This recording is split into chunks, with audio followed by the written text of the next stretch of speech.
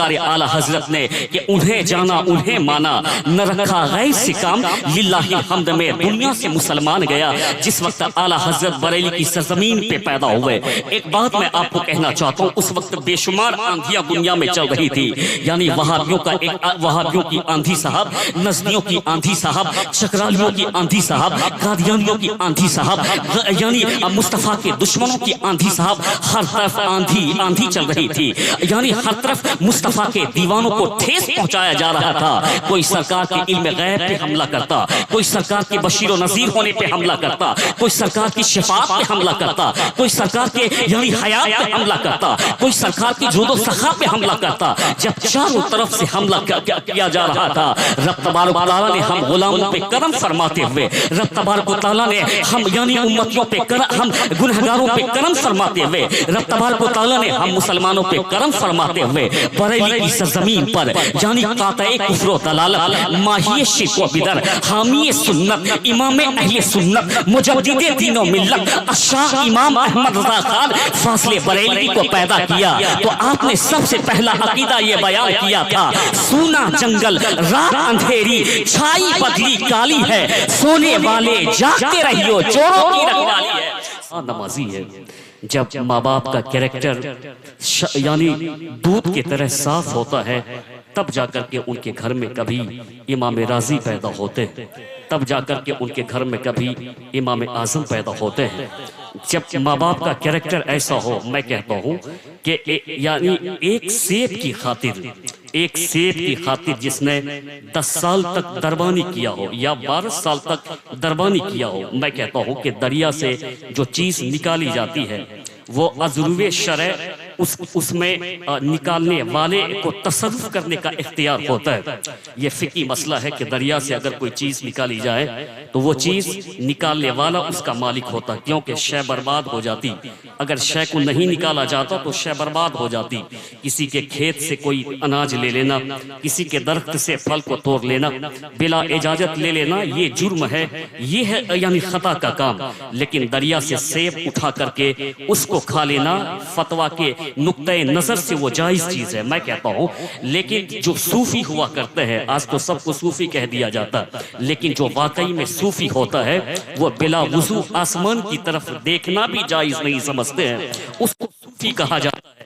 صوفی وہ ہوتا ہے جو وضو کر کے آسمان کی طرف نظر اٹھاتا۔ ہم تو 20 مرتبہ آسمان کی طرف دیکھ لیتے ہیں، لیکن صوفی بلا وضو آسمان کی طرف نظر اٹھانا بھی گوارا نہیں کرتا ہے، وہ صوفی ہوا کرتا۔ اگر ایک سیب فتویٰ نے کہا کہ اس کو کھا لے، لیکن تقویٰ بار بار جھنجھوڑتا کیوں کر کھا لیا؟ اس سیب کے مالک سے اجازت لینے کے لیے 12 سال تک دربانی کرتا ہو۔ جب باپ کا یعنی تقویٰ اتنا آسمان کو چھوتا ہو اور ماں کے کیریکٹر کا عالم یہ ہو کہ اس کو شریعت مطہرہ پہ پابندی کی وجہ سے ان کو ایک عارف باللہ کہے کہ یہ یعنی کان سے بہری ہے، آنکھ سے اندھی ہے، زبان سے گونگی ہے، ہاتھ سے ڈیمیج ہے، قدم سے ڈیمیج ہے۔ جب ماں باپ کا تقویٰ آسمان کو آنکھ دکھاتا ہے تو اس کے گھر پیدا ہونے والا غوث نہیں غوث اعظم کہلاتا ہے۔ یعنی جب ماں باپ کا تقویٰ آسمان کو آنکھیں دکھاتا ہے تو گھر میں پیدا ہونے والا بچہ غوث نہیں غوث اعظم کہلاتا ہے۔ جب ماں مصلی بچھا کر کے رب کو یاد کرتی تھی، جب باپ یعنی دعاؤں میں رب سے یعنی اولاد صالحین کو مانگا کرتے تھے، تب ہمارے گھروں میں کبھی امام راضی پیدا ہوتے جس نے دنیا کو فکر عطا کی، دنیا کو شعور کی یعنی بلندی عطا فرمائی۔ ہمارے گھر میں امام اعظم پیدا ہوئے۔ جب ماں باپ کا کریکٹر اچھا ہوتا ہے، کبھی امام غازی کی صورت میں، امام رازی کی صورت میں، امام یعنی شافعی کی صورت میں، امام احمد بن حنبل کی صورت میں، امام مالک کی صورت میں، اور طریقت کے امام غوث اعظم کی صورت میں، اور کہتا ہوں کہ یعنی ہندوستان کے سلطان غریب نواز کی صورت میں، اور سنیوں کے امام احمد رضا کی صورت میں اللہ دانشور عطا فرماتا ہے۔ اس لیے جب قوم کی یعنی فکر دم توڑ دیتی ہے تو ان کے گھر میں نہ کوئی صلاح الدین پیدا ہوتا ہے، نہ اس کے گھر میں کوئی قاسم پیدا ہوتا ہے۔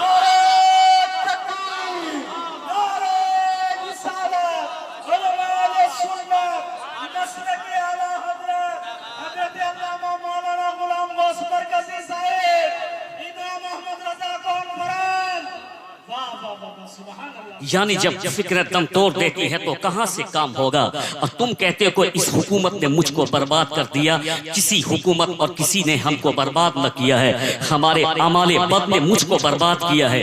آج پیسے کمانے کی فکر تو ہے ہم کو. یہ جلسہ ایسے سستا ہے کہ میں کہنا چاہتا ہوں یہ جلسہ کب سستا ہے جب ہمارے عالم 10 مرتبہ کسی کے پاس جا کر کے کہتے ہیں کہ جلسہ سجانا ہے, تب جا کر کے جلسہ سستا ہے. جب ہمارے یعنی پیشوا 10 مرتبہ کسی کے دروازے پہ جاتے ہیں. یہ مدرسہ کیا ایسے چلتا ہے؟ میں کہتا ہوں کہ اگر کسی بادشاہ کو مدرسہ دے دیا گیا ہوتا تو آج ایک بھی مدرسہ زندہ نہ ہوتا, کب کا فنا ہو گیا ہوتا. یہ تو نائب رسول کا کمال ہے کہ لوگ برا بھلا کہیں یا کہیں اس سے کوئی مطلب نہیں ہے. وہ تو یہی کہتے ہیں کہ یہ تو محتاج ہے, اور اعلیٰ حضرت کی زبانی کہتے ہیں کہ کون دیتا ہے دینے کو منہ چاہیے, دینے والا ہے سچا ہمارا نبی. یہ مدرسہ کیسے چلتا ہے؟ کسی عالموں کی محنت سے یہ مدرسہ چلتا ہے. یہ جلسہ کیسے وجود میں آتا ہے؟ کسی عالم کی محنت سے جلسہ وجود میں آتا ہے. جب کافی محنت ہوتی ہے تب جلسہ سکتا ہے. تب مفتی تنزیل الرحمان اڑیسہ سے آتے ہیں, تب شہادت رضا حبیبی جلسے میں آتا ہے, اور تم نے جلسے کو آدھی ہی رات میں برباد کر کے رکھ دیا. مجھ جیسا فقیر روزانہ جگتا ہے, اور یعنی علامہ مفتی تنزیل الرحمان روزانہ خطاب کرتے ہیں. تم کون سے جلسے میں روزانہ جاتے ہو کہ آدھی رات میں تجھ کو نیند آنے لگتی ہے؟ کون سا جلسہ روزانہ رضوی چوک میں ہوتا ہے؟ کبھی کبھی جلسہ ہوتا ہے. ہونا تو یہ چاہیے کہ ہمیں نیند آتی, لیکن آپ نعرہ لگا کر کے ہم کو بیدار کر دیتے. ہمیں یعنی تھکاوٹ کا احساس ہوتا, سبحان اللہ بول کر کے آپ مجھ کو تر و تازہ کر دیتے. ہم کو یعنی پریشانی ہوتی, لیکن آپ مصطفیٰ کا نام لے کر کے ہم کو تر و تازہ کر دیتے. میں کہنا چاہتا ہوں کہ یہ فکر دم توڑ دی ہے. اگر جب فکر دم توڑ دو گی تو کبھی بھی عزت نہیں ملے گی. آپ نے صحابہ کی زندگی کا مطالعہ نہیں کیا ہے. جب ان کی زندگی کا میں مطالعہ کرتا ہوں تو مجھ کو معلوم چلتا ہے کہ تعداد کی بنیاد پر اللہ نے کبھی بھی مسلمانوں کو عزت عطا نہیں فرمائی ہے. تعداد کی بنیاد پر کبھی بھی مسلمانوں کو عزت نہیں ملتی. سرکار مدینہ کے اس صحابی کو دیکھیں جس کو فاروق اعظم کہا جاتا. اس وقت بمشکل لاکھ لوگ کلمہ پڑھ کے مسلمان ہوئے ہوں گے, لیکن اس کی دھمک ایسی تھی کہ روم ہل جایا کرتا تھا فاروق اعظم کی دھمک کی وجہ سے, اور اس کا دبدبہ ایسا تھا کہ ایران ہل جاتا تھا فاروق اعظم کے اس دبدبے کو دیکھ کر کے. لیکن آج میں دنیا کا جب مطالعہ کرتا ہوں, آج جب میں دنیا کو پڑھنے کی کوشش کرتا ہوں, تو یعنی کلمہ پڑھنے والوں کی تعداد 200 کروڑ میں تبدیل ہو گئی ہے. اس دنیا میں 2 ارب لوگ ایسے ہیں جو کلمہ پڑھتے ہیں, اپنے آپ کو مسلمان کہتے ہیں. 2 ارب لوگ. اب میں اس یعنی عقیدے کی طرف نہیں جانا چاہتا ہوں, ایک جنرل بات کرتا ہوں کہ 2 کروڑ لوگ کلمہ پڑھتے ہیں اور کہتے ہیں کہ میں کلمہ پڑھتا ہوں. ہونا تو یہ چاہیے تھا کہ اس وقت فاروق اعظم نے ایران پہ اسلام کا جھنڈا گاڑ دیا تھا. اس وقت فاروق اعظم نے روم پہ جھنڈا گاڑ دیا تھا. لوگ کہتے ہیں کہ دنیا میں 2 سپر پاور ہے, ایک کو امریکہ کہا جاتا, ایک کو برطانیہ کہا جاتا. لیکن فاروق اعظم کے وقت میں بھی 2 سپر پاور تھا. اگر نوجوانوں تو اپنی فکر کو بلند کرنا چاہتے ہو تو تقریر سن کر کے جانا, صرف نعت سنتے ہو اور چلے جاتے ہو. میں کہنا چاہتا ہوں کہ آج اس قوم کو دیکھو جو قوم کبھی چوہا مار کر کے کھاتی تھی, بیابان میں گھر بناتی تھی, آج ان کے بچے IPS کی ڈگری فیس کر رہے ہیں. آج اس کے بچے یعنی IAS بن رہے ہیں. آج اس کے بچے UPSC کے ایگزام کو فیس کر رہے ہیں, جس کے پیغمبر نے 1400 سال پہلے مسیح آدمیت نے, جس وقت دنیا میں نہ یونیورسٹی کا تصور, جس وقت دنیا میں نہ کالج کا تصور, جس وقت دنیا میں کسی درسگاہ کا تصور, اس وقت تیرے پیغمبر نے وہ شاندار پیغام دیا تھا. حضور کہتے ہیں کہ العلم نور والعلم قوہ, علیکم بالعلم فإن العلم قوۃ فإن العلم نور. یعنی تیرے پیغمبر نے اس بھیانک عالم میں کہا تھا علم طاقت کا نام ہے, علم روشنی کا نام ہے, علم ہر ویکتی کے اوپر لازم ہے. جس کے پیغمبر نے 1400 سال پہلے علم کو طاقت کہا ہو, جس کے پیغمبر نے 1400 سال پہلے علم کو نور کہا ہو, جس کے پیغمبر نے 1400 سال پہلے علم کو ہر آدمی کے لیے لازم بتایا ہو, تیرے پیغمبر کی باتوں کو وہ قوم سمجھ گئی کہ جس نے بیابان کو تیاگ دیا, جس نے چوہا کھانا چھوڑ دیا, آج قلم اٹھا لیا ہے. بچے IAS بن رہے ہیں, IPS بن رہے ہیں, آج قلم اٹھا لیا ہے. بچے UPSC کی ڈگری کو فیس کہتے ہیں. امام احمد رضا کانفرنس میں آنے والوں, میں آپ کو جواب دینا چاہتا ہوں, امام احمد رضا کسی امام احمد رضا کسی اسکول کے پروڈکٹ کا نام احمد رضا نہیں ہے. احمد رضا کسی کالج کے پروڈکٹ کا نام احمد رضا نہیں ہے.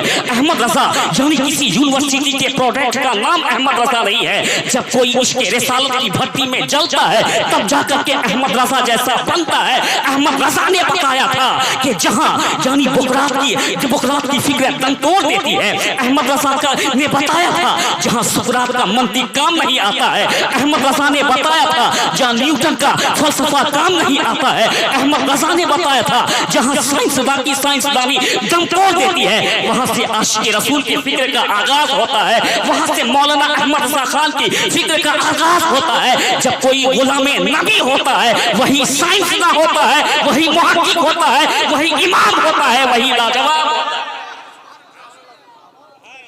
یعنی جب کوئی عاشق رسول ہوتا ہے وہی اپنے وقت کا محقق ہوا کرتا ہے، وہی اپنے وقت کا مفتی ہوا کرتا ہے، وہی اپنے وقت کا سائنسداں ہوا کرتا ہے، وہی اپنے وقت کا زبردست علم ریاضی کا جانکار ہوا کرتا ہے۔ تم صرف یعنی کیرم بورڈ کھیلتے رہو، میری یہ تیکھی باتیں ضرور اپنے دل پہ لے کر کے جانا۔ مسلمان کا بچہ کیرم بورڈ کھیلے گا صاحب، مسلمان کا بچہ لوڈو کھیلے گا صاحب، مسلمان کا بچہ یعنی متن گستی کرتا رہے گا، لیکن آج وہ اس قوم نے آنکھیں کھول لی۔ میں کہتا ہوں کہ تیرے پیغمبر نے 1400 سال پہلے تم کو نسخہ عطا کر دیا تھا، کہاں عالموں کے پاس تم آتے ہو؟ کہاں آج جلسہ سجا ہے تو ایک بھی جوان نہیں، نعت سنا بچ چلا گیا، جبکہ حضور نے کہا تھا علیکم بمجالست العلماء واستماع کلام الحکمہ فإن اللہ تعالی یحیی القلب بنور الحکمہ کما یحیی الارض المیتۃ بماء المطر۔ مصطفیٰ کہتے ہیں کہ تیرے اوپر عالم دین کی صحبت اختیار کرنا لازم ہے اور اس کی گفتگو کو سننا بھی لازم ہے۔ جب کوئی عالم کے پاس آتا ان کی گفتگو کو سنتا ہے،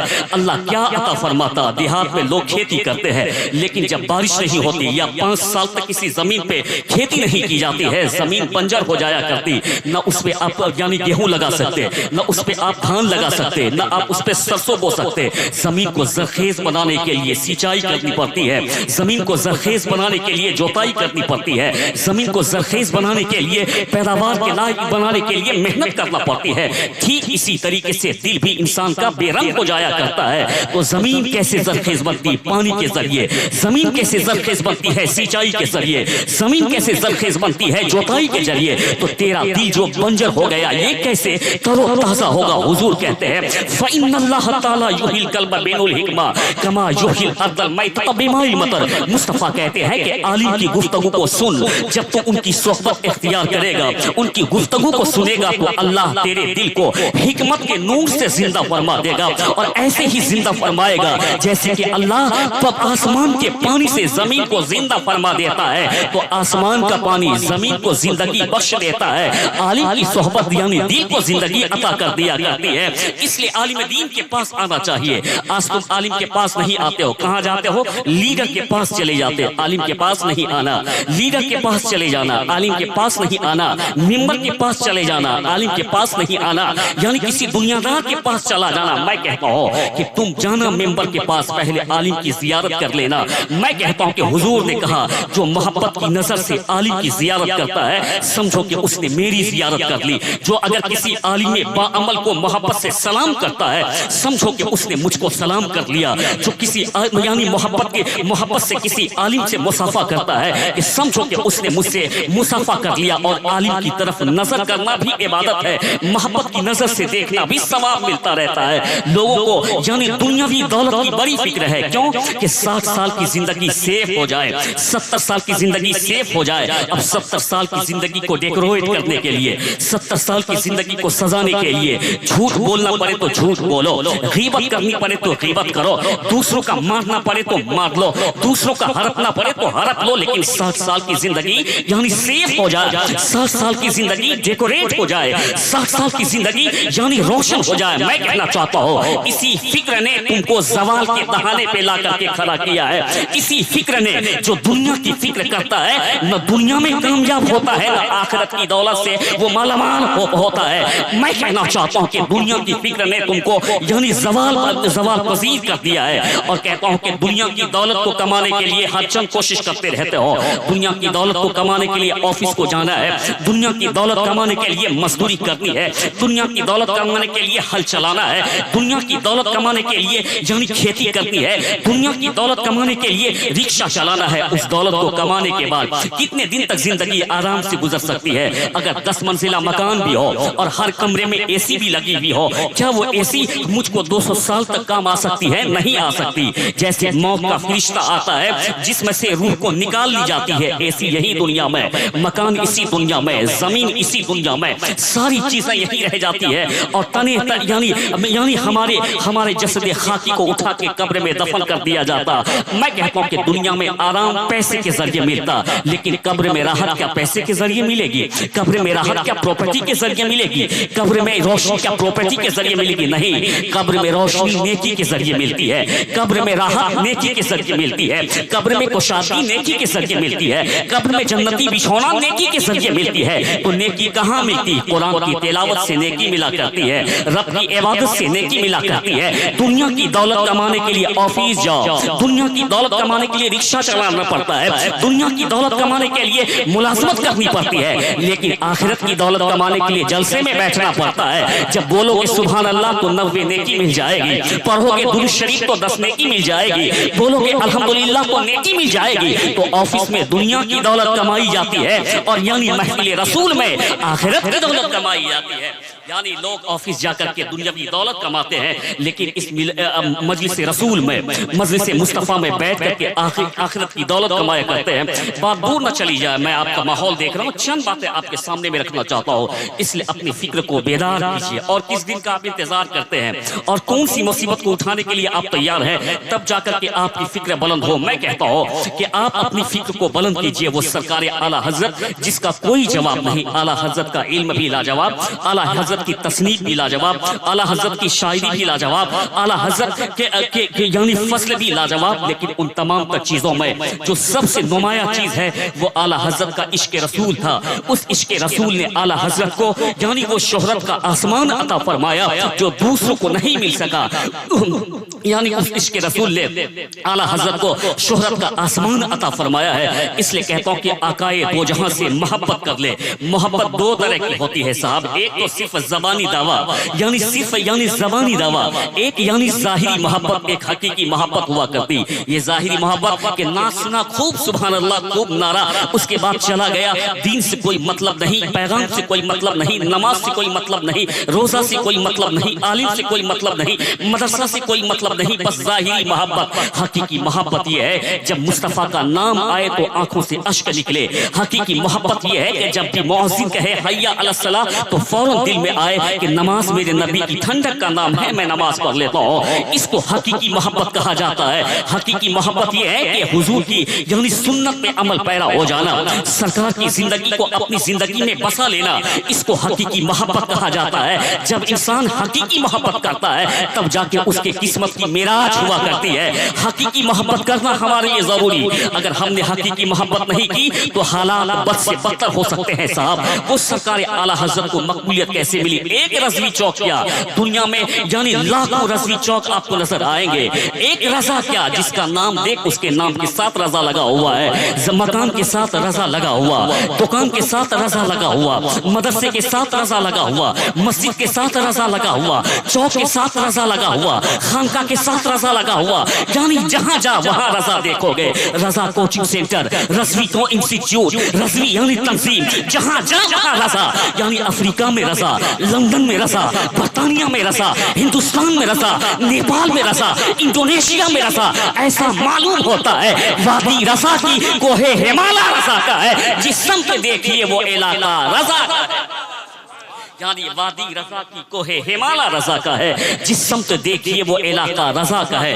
علامہ حضور توصیف ملت توصیف رضا خان ایک بار اسی بنگلہ دیش میں گئے تھے جو ہمارا پڑوس ملک ہے، ہم لوگ یہاں ہندی بولتے ہیں یا اردو بولتے ہیں، اپنے گھر میں یا اپنی زبان بولتے رہتے ہیں، یعنی حضور توصیف ملت جب بنگلہ دیش گئے آپ اردو میں خطاب فرما رہے، وہاں کی عام طور کی زبان بنگالی ہے، وہ بنگلہ بولتے ہیں، وہ لوگ اردو نہیں سمجھتے، لیکن عالم دین آپ کی گفتگو کو سمجھ رہے تھے، یعنی توصیف میاں خطاب کر رہے ہیں، بار بار مجمع سے کوئی کھڑا ہوتا نعرہ لگاتا عشق محبت اعلیٰ حضرت، یعنی نعرہ لگاتا، نعرہ تکبیر، نعرہ رسالت، نعرہ حیدری لگاتا۔ جب توصیف ملت نے دیکھا میں گفتگو کر رہا ہوں اردو میں، صرف علماء سمجھ رہے ہیں، یہ عوام نہیں سمجھ رہی یہ کیوں نعرہ لگاتی ہے۔ آپ نے اپنی گفتگو کو روکتے ہوئے ایک عالم سے کہا تھا کہ ان لوگوں سے ذرا پوچھا جائے یہ نعرہ کیوں لگاتے ہیں، جب وہ میری تقریر کو نہیں سمجھتے، میری زبان نہ سمجھتے۔ تو ان لوگوں سے جب پوچھا تھا اس نے کیا جواب دیا تھا، کہتے ہیں کہ میں توصیف ملت کی زبان نہیں سمجھتا، میں ان کی تقریر کو نہیں سمجھتا،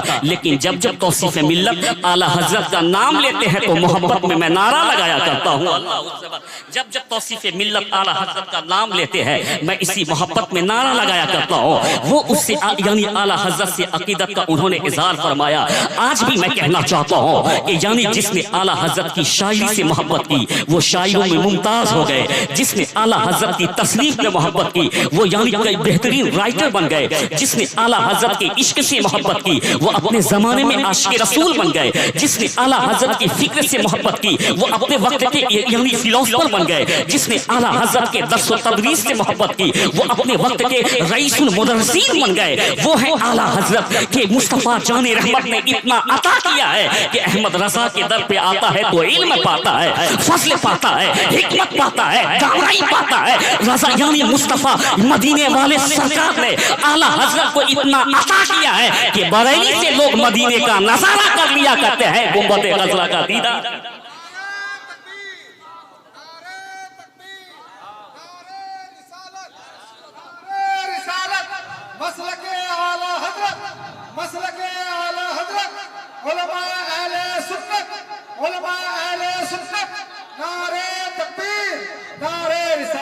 یعنی اتنا عطا کیا ہے کہ آج بھی اگر اس کی بارگاہ میں کوئی جاتا ہے وہاں سے علم و حکمت و دانائی پا لیا کرتا ہے۔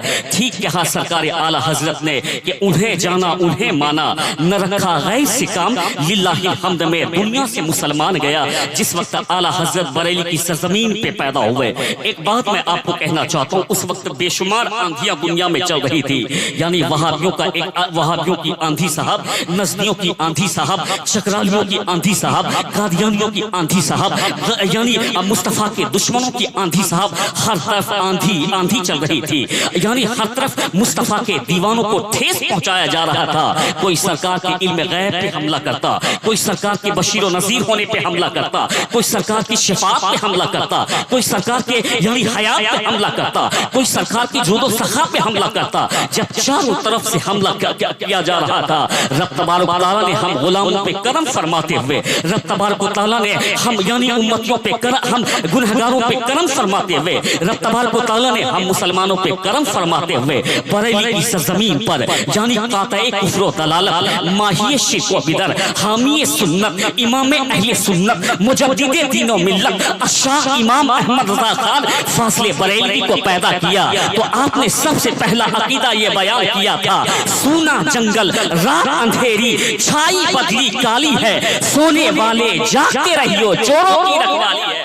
سب سے پہلا عقیدہ سرکار اعلیٰ حضرت نے اپنے غلام کو یہی کہا تھا، سونا جنگل رات اندھیری چھائی بدلی کالی ہے، سونے والے جاگتے رہیو چوروں کی رکھوالی ہے۔ تو آپ نے اپنے قلم کو اٹھا کر کے وہابیت کی کمر توڑ دی، اپنے قلم کو اٹھا کر کے چکرالیت کی کمر کو توڑ دی، اپنے قلم کو اٹھا کر کے نسلیت کی کمر توڑ دی، اپنے قلم کو اٹھا کر کے مصطفیٰ کے یعنی دشمنوں کو توہو بالا نیست و نابود کر دیا۔ ہر وقت مصطفیٰ کی عظمت کو بلند کرتے رہے، ہر وقت مصطفیٰ کی محبت کا جام پلاتے رہے۔ جب بھی کوئی ملنے کے لیے آتا ان کو مصطفیٰ کی محبت کا جام پلاتے، اپنی تقریر سے مصطفیٰ کی محبت کا جام پلانا، اپنی تحریر سے مصطفیٰ کی محبت کا جام پلانا، اپنے واعظ و نصیحت سے مصطفیٰ کی محبت کا جام پلانا، اپنے درس و تدریس سے مصطفیٰ کی محبت کا جام پلانا، ہر وقت مصطفیٰ کرنا، مصطفیٰ کی عظمت کو بلند کرنا، اور کبھی کہنا کہ سب سے اعلیٰ و اولا ہمارا نبی، سب سے بالا و بالا ہمارا نبی،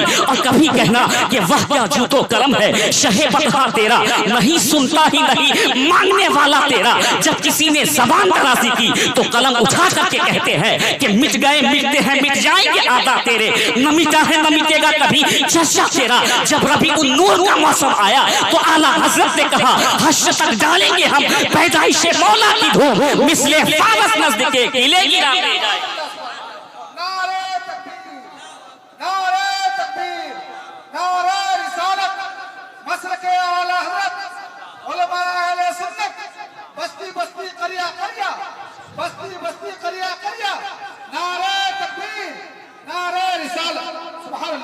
حشر تک ڈالیں گے ہم پیدائش مولا کی دھوم، مثل فارس نسل کے قلعے گراتے جائیں گے۔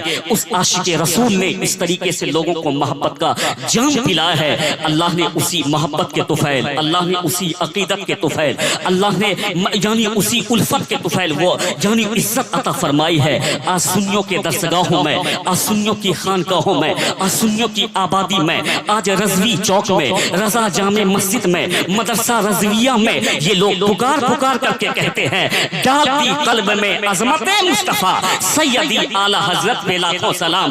آج پکار پکار کر کے دنیا کہتی ہے ڈال دی قلب میں عظمت مصطفیٰ سیدی اعلی حضرت پہ لاکھوں سلام۔ اس اعلی حضرت کا کوئی جواب نہیں ہے۔ میں کہنا چاہتا ہوں، بس آخری بات میں آپ کے سامنے میں رکھتا ہوں، یہ تو میرے مفتی اعظم کٹیہار کا فیضان ہے کہ غلام پیچھے پیچھے چلتا ہے، نقطہ آگے آگے چلا کرتا ہے۔ غلام پیچھے چلتا، نقطہ آگے آگے چلا کرتا ہے۔ میں آپ سے کہنا چاہتا ہوں سرکار اعلی حضرت کا کوئی جواب نہیں۔ لوگ آج اپنے پیر پہ فخر کرتے ہیں، اگر پیر واقعی میں باکمال ہو فخر کرنا چاہیے، پیر اگر واقعی میں عارف باللہ ہو تو فخر کرنا ضرور چاہیے۔ میں کہتا ہوں کہ جو تاج الشریعہ کا مرید ہے وہ فخر کرتا ہے کہ میرے پیر کو فخر ازہر کا ایوارڈ ملا ہے، میرے پیر نے خانہ کعبے کا غسل دلایا ہے، میرے پیر کو فخر ازہر کے ایوارڈ سے نوازا گیا۔ میرے پیر کی صورت کا کوئی جواب نہیں، میرے پیر کے علم کا کوئی جواب نہیں، میرے پیر کے تقوی کا کوئی جواب نہیں۔ میرے پیر کے حسن کو دیکھے تو حضور حجت الاسلام کی خوبصورتی یاد آئے، میرے پیر کے تقوی کو دیکھے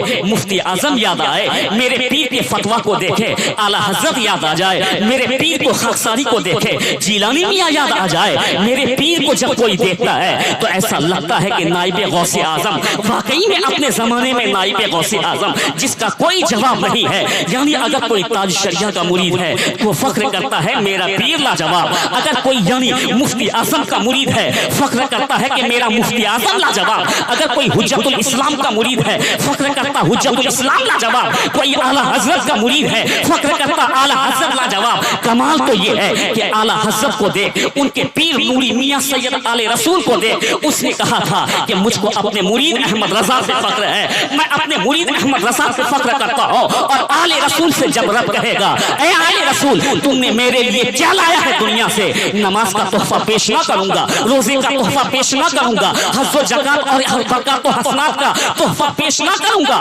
کہوں گا اے اللہ احمد رضا لایا ہوں یہی تحفہ میرے پاس، کہوں گا کہ احمد رضا لایا ہوں، اس سے اچھا تحفہ میرے پاس نہیں ہے۔ لوگ اپنے پیر پہ فخر کرتے ہیں لیکن سید آل رسول نے اپنے مرید احمد رضا سے فخر کیا ہے۔ اس اعلی حضرت کا کوئی جواب نہیں۔ چلتے چلتے ایک آخری بات میں آپ سے کہنا چاہتا ہوں، آج آپ نے ان کی محبت میں یہ پروگرام کرایا، واقعی میں جو جس کی محبت میں دنیا میں بیٹھتا، حدیث میں آیا حضور کہتے ہیں المرء مع من احب، یعنی انسان اسی کے ساتھ ہوتا ہے جس سے وہ محبت فرماتا ہے۔ کیا مطلب؟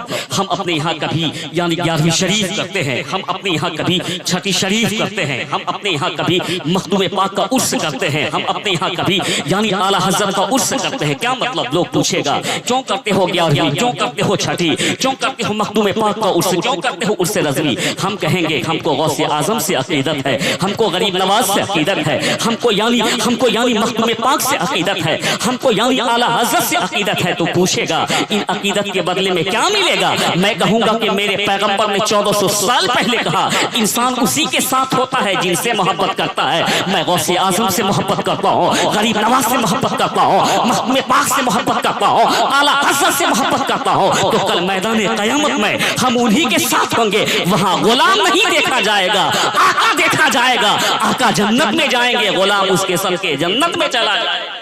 یعنی آقا جنت میں جائیں گے تو غلام ان کے صدقے میں جنت میں چلا جائے گا۔ تو بزرگوں سے محبت کام آتی ہے۔ اور ایک بات کہتا ہوں کہ بزرگوں کے آستانے پہ جب کوئی حاضری دیتا تو اس کا بگڑا ہوا کام بن جاتا۔ اور ایک بات میں آپ سے کہہ دوں، جو کام 10 سال میں ہوتا ہے وہ بزرگوں کی دعاؤں سے چند منٹوں میں ہو جایا کرتا۔ کیوں؟ جہاں اللہ والے آرام فرماتے ہیں وہ مقام مستجاب ہوا کرتا ہے۔ وہاں جو دعا کی جاتی وہاں دعا کرنے والوں کو نہیں دیکھا جاتا بلکہ اس بارگاہ کو دیکھا جاتا ہے۔ اسی لیے ہم کبھی اجمیر میں جا کے دعا کرتے ہیں، ہم کبھی بریلی میں جا کر کے دعا کرتے ہیں، ہم کبھی دیوا میں جا کر کے دعا کرتے ہیں، ہم کبھی صابر پاک کے وہاں جا کر کے دعا کرتے ہیں، کیونکہ وہاں مجھ جیسے گناہگار کو نہ دیکھا جائے گا بلکہ ان کی بارگاہ کو دیکھا جائے گا۔ اور میں کہنا چاہتا ہوں کہ اگر دل اچھا ہو تو بہت کچھ ملا کرتا ہے، اور اتنا ملتا ہے کہ جتنی میری اوقات نہیں ہوا کرتی اتنا ملا کرتا ہے۔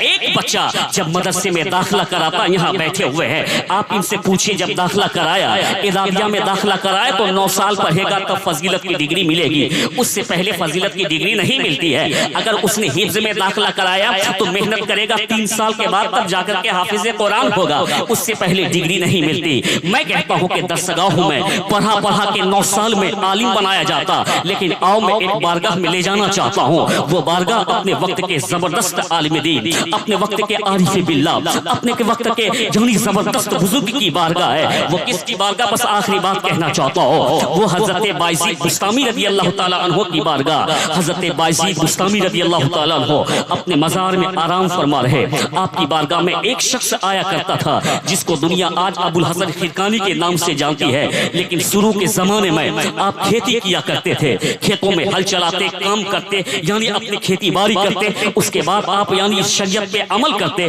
اور بایزید بستامی کی بارگاہ میں آ کر کے آپ فاتحہ پڑھا کرتے تھے، فاتحہ پڑھتے اور دعا کرتے، الہی تم نے اپنے اس مرد کلندر کو، اپنے اس مقرب بندے کو جو نعمت عطا فرمائی ہے، اپنے مقرب یعنی اس مقرب بندے کو تم نے جو نعمت دی ہے، مجھ فقیر کو بھی اس کی خیرات عطا فرما دے، مجھ فقیر کو بھی اس کی خیرات عطا فرما دے۔ حضرت بایزید بستامی کے آستانے پر اور آستانے پہ 12 سال تک آتے رہے، 12 سال تک آتے رہے۔ میں کہتا ہوں کہ ابو الحسن خرقانی کتنے بڑے بزرگ ہیں۔ اگر آپ جاننا چاہتے، آپ کے ایک مرید نے کہا تھا میں اپنے شیخ سے ملنا چاہتا ہوں، ابو الحسن سے ملنا چاہتا ہوں، تو آپ کے گھر والوں نے کہا کہ تیرے شیخ اس وقت کھیت کی طرف گئے ہیں، وہیں تو اس سے ملاقات کر۔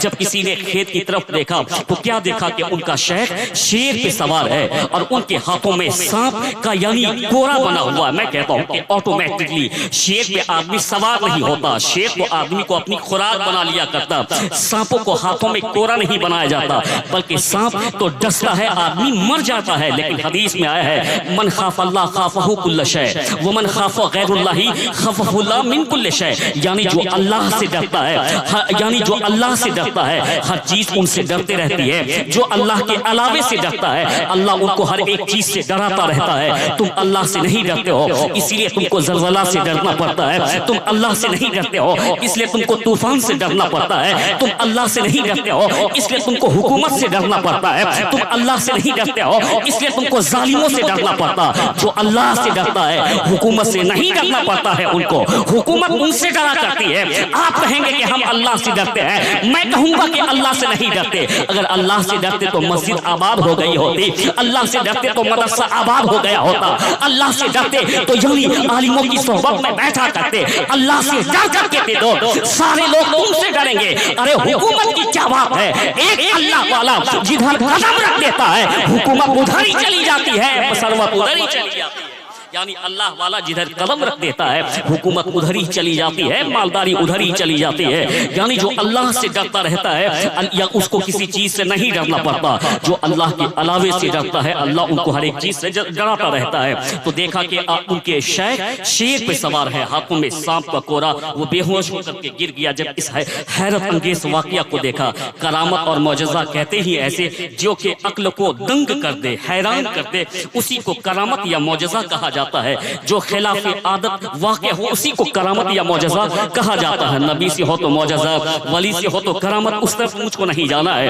اتنے بڑے بزرگ کیسے بنے؟ 12 سال تک بایزید بستامی رضی اللہ تعالیٰ عنہ کے مزار مقدس پہ حاضری دیتے رہے، اور ان کے بعد ایک دن جب نکل رہے تھے تو بایزید بستامی نے آواز دیا تھا اپنے روضہ انور سے، اے ابو الحسن کب تک دنیا کا کام کرتا رہے گا؟ اب تو دین کا کام کرنا شروع کر دے۔ یہ آواز سنتے ہیں واپس پلٹ آتے، کہتے سرکار آپ نے سچ کہا کہ کب تک میں دنیا کا کام کرتا رہوں گا، اب تو مجھ کو دین کا کام کرنا چاہیے۔ کہا کہ حضور دین کا کام کرنے کے لیے علم کا ہونا ضروری، دین کا کام کرنے کے لیے مسائل شریعہ کا جاننا ضروری۔ حضور میں تو کسان ہوں، کسان میں کیسے دین کی خدمت کر سکتا ہوں، میں کیسے دین کا پرچار اور پرسار کر سکتا ہوں؟ کیا کہا تھا اس مرد کلندر نے کہ کچھ فکر نہ کر، جو بھی کتابیں تیرے پاس ہیں اس کو لے کر کے میرے مزار پہ بیٹھ جا۔ اللہ سمجھ۔ حضرت ابو الحسن خرقانی فرماتے فرماتے ہیں کہ میں یعنی بائزید بستامی کے مزار مقدس پہ بیٹھ گیا، صرف 24 دن میں نے تجوید کے ساتھ قرآن عظیم کو ختم کر دیا۔ اللہ اکبر، صرف 24 دن میں نے قرآن عظیم کو ختم کر دیا۔ کہتے ہیں کہ سال کا وقت نہ گزرا تھا کہ میرا سینہ علم سے بھر گیا تھا۔ اللہ اکبر، معلوم یہ ہوتا ہے کہ درسگاہوں میں 10 سال پڑھنے کے بعد تب فضیلت کی ڈگری ملتی ہے، درسگاہوں میں 10 سال پڑھنے کے بعد تب کوئی عالم بنتا ہے، لیکن بارگاہوں میں منٹوں میں بن جاتا تو درسگاہوں میں کتابوں سے پڑھایا جاتا ہے، اللہ والوں کی بارگاہ میں نگاہوں سے پلایا جاتا ہے، اللہ والوں کی بارگاہ میں نگاہوں سے پلایا جاتا ہے۔ اس لیے کہتا ہوں کہ اللہ والے کی بارگاہ میں عقیدت سے حاضری بھی دیجئے، بہت سارے کام بن جاتے ہیں، ان کے نقش قدم پہ چلیے، واقعی میں وہی فیضان کو اٹھاتا ہے اللہ والے کے جو اس کے نقش قدم پہ چلتا، ان کے مشن پہ چلتا ہے۔ آج بریلی شریف میں یعنی لاکھوں لاکھ کا مجمع آیا تھا، اعلیٰ حضرت کی شہرت بڑھتی چلی جا رہی ہے، یعنی ان کی شہرت میں اضافہ ہوتا چلا جا رہا ہے۔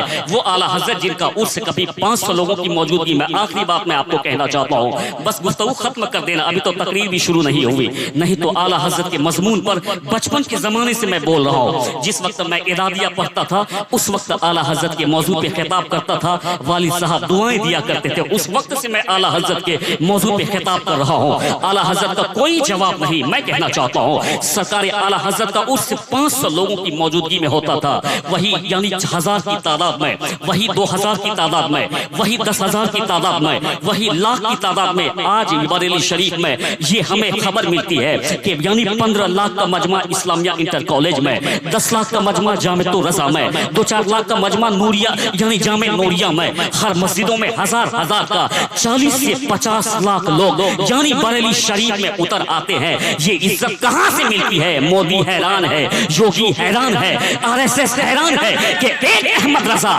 جو کہ ہندوستان میں بریلی میں رہتا ہے، اس کے لیے کبھی لوگ یعنی یمن سے آتے ہیں، اس کے لیے لوگ کبھی عرب سے آتے ہیں، اس کے لیے لوگ کبھی قطر سے آتے ہیں، اس کے لیے لوگ کبھی ہالینڈ سے آتے ہیں۔ ماننا پڑے گا کہ جو دنیا کی غلامی کرتا ہے غلام بن جاتا ہے، جو مصطفیٰ کی غلامی کرتا ہے شہنشاہ بن جاتا ہے، جو دنیا کی غلامی کرتا ہے غلام بن جاتا ہے، جو مصطفیٰ کی غلامی کرتا ہے وہ شہنشاہ بن جاتا ہے۔ جہاں بانی عطا کر دے، بھری جنت ہبا کر دے، نبی مختار کل ہے جسے جو چاہے عطا کر دے، یعنی نبی مختار کل ہے جسے جو چاہے عطا کر دے۔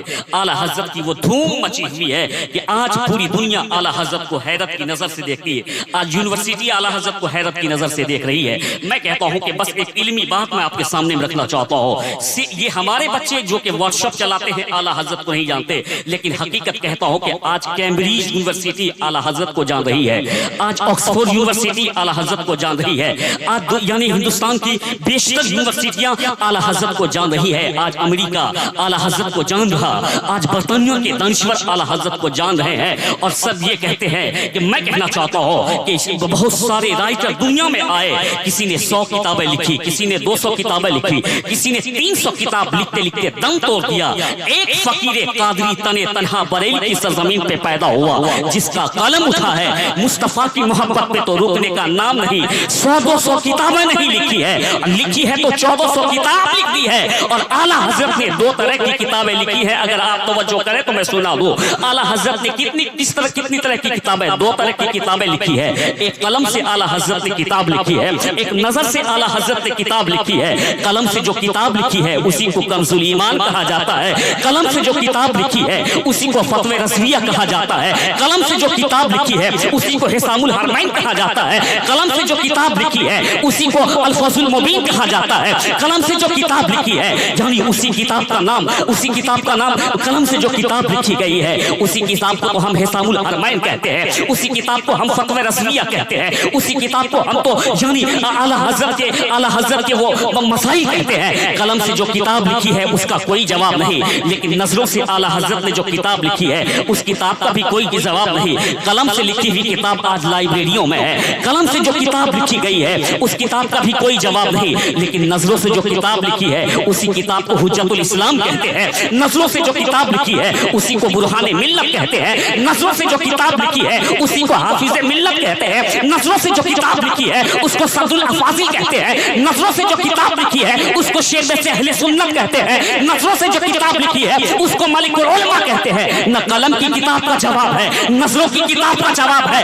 دونوں کتاب یعنی آج ہمارے درمیان موجود ہے. سنت کی کھیتی لہلہا رہی ہے. اعلیٰ حضرت نے جو کتابیں لکھی ہے وہ کتاب یعنی مسلمانوں کے ایمان کی حفاظت فرما رہی ہے. تو قلم کی کتاب بھی لاجواب ہے, نظر کی کتاب بھی لاجواب ہے. یعنی قلم کی کتاب بھی لاجواب ہے, نگاہ سے جو لکھی گئی ہے وہ بھی کتاب لاجواب ہے. اللہ تبارک تعالیٰ انہی چند باتوں پہ عمل کرنے کی توفیق عطا فرمائے. جو ہی آپ اسی طریقے سے اعلیٰ حضرت کی محبت میں مجلس نور کا انعقاد کریں. لیکن ہمیں اس بات سے بڑا افسوس ہوتا ہے کہ لوگ بیچ میں جلسہ اجار کر کے چلے جاتے ہیں. فکر بلند نہ ہوگی تو آپ بلند نہیں ہوں گے صاحب. فکر بلند کرنا بہت ضروری ہے. اگر فکر آپ کی بلند نہیں ہوگی تو آپ کبھی بلند نہیں ہو سکتے ہیں. اس لیے فکر کو بلند کیجئے. بزرگوں کی زندگی ہم کو بتاتی ہے کہ اگر کوئی مرد کامل کسی علاقے میں قدم رکھ دیتا تھا تو اس کے قدم کی برکت سے اس علاقے میں یعنی اسلام کے ماننے والے پیدا ہو جاتے تھے. اسلام کی کھیتی ہری بھری ہو جاتی تھی. آج ہمارا ایمان خود مضبوط اسٹرانگ نہیں تو اس کی خوشبو ہم دوسروں تک کیا پہنچائیں گے. خود نمازی نہیں تو دوسروں کو کیا نمازی بنائیں گے. خود روزے دار نہیں تو دوسروں کو کیا یعنی صوم و صلاۃ کے پابند بنائیں گے. خود کچھ نہیں ہے دوسروں کو کیا اثر دیں گے. اس لیے اپنے آپ کو بہتر کیجئے, اپنے معاشرے کو بہتر کیجئے. میں ماں بہن کو بھی پیغام دینا چاہتا ہوں کہ آپ بھی اپنے گھروں میں یعنی اپنے شوہر کی خدمت کیجئے, بچوں کی پرورش کیجئے, یعنی محنت کیجئے, اور اس کے بدلے میں اللہ آپ کو صلہ عطا فرماتا ہے. رب تبارک و تعالیٰ نے جہاں مردوں کو مقام عطا کیا وہیں اللہ نے عورتوں کو بھی مقام عطا کیا ہے. آقائے دو جہاں سے کسی صحابیہ نے کہا تھا یا رسول اللہ مردوں کو تو بہت سارا موقع ہے, وہ کبھی جہاد کرتے ہیں, کبھی عیدین کی نماز پڑھتے ہیں, وہ ہماری نیکیوں میں آگے بڑھ جائیں گے. وہ عیدین کی نماز پڑھنے کے لیے جاتے ہیں. سرکار دو جہاں نے کیا کہا تھا کہ تم فکر نہ کرنا, اگر تیرا شوہر عید کی نماز پڑھنے کے لیے جاتا ہے, عید الاضحیٰ کی نماز پڑھنے کے لیے جاتا, تو تم اپنے شوہر کو تیار کر دینا, جوتے لا کے دینا, کپڑے. مثال کے طور پر تم اپنے شوہر کو یعنی تیار کر کے خوشی خوشی گھر سے عیدگاہ بھیجنا. جتنا ثواب تیرے شوہر کو ملے گا اتنا ثواب تجھ کو بھی مل جایا کرے گا, یعنی اتنا ہی ثواب تجھ کو بھی مل جایا کرے گا. اس لیے کہتا ہوں کہ آپ اپنے گھروں میں دین کا ماحول قائم کیجئے, شوہر کی خدمت کیجئے. مرد حضرات سے گزارش یہ ہے کہ وہ اپنے بچوں کی تربیت کریں, اپنی عورتوں کے حقوق کا خیال رکھیں. اللہ تبارک تعالیٰ انہی باتوں پہ عمل کرنے کی توفیق عطا فرمائے. وما علینا الا البلاغ المبین. السلام علیکم.